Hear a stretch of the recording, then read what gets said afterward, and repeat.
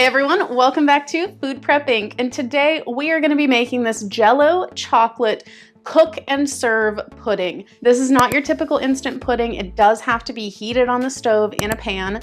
So if you have lost your box or you just like a visual guide, we are here to help. We've got everything that we need assembled here. You are of course going to need your box of cook and serve Jello, a medium saucepan, 2 cups of cold milk, and a whisk to stir everything up with. Now the first thing that we need to do is get our pan on the stove and turn our heat to medium. Next we're going to add our 2 cups of milk right into our pan. Your milk should be cold. And then open up your box of pudding and stir that in with your whisk. And now we are going to stir this constantly. Do not stop stirring the entire time that you are cooking this. First thing that you want to do is make sure that all of your dry mix is really incorporated. And then once that's done, we are just going to stir and stir and stir until it finally comes to a boil.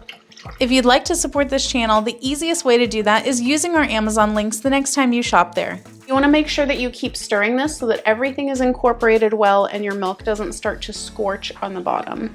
So it's been about 5 minutes. My pudding has definitely gotten thicker, but it's still quite runny. There are some bubbles starting to come up though, so boil is just around the corner.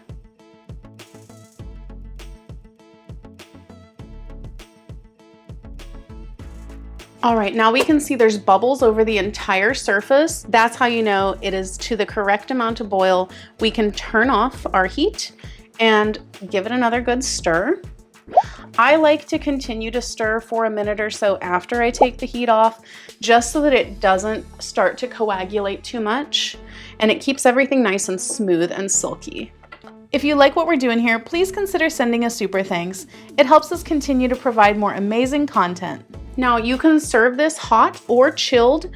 It doesn't matter either way. If you do plan on serving it chilled though, I would recommend putting it in individual cups and chilling it that way, because once you chill the entire pot of it, it doesn't look that pretty if you try to individually serve it after that. So just keep that in mind. But here is our completed Jello cook and serve chocolate pudding. If you guys would like to know how this tastes, definitely check out our other channel, 5 Minute Eats, where we're gonna give you a full review and let you know if we would purchase it again or not. But in the meantime, don't forget to hit that subscribe button and we'll catch you guys next time. Bye. All right guys, that's the video. If you like what we're doing here, definitely check out our other channel, 5 Minute Eats, and don't forget to give us a like and subscribe.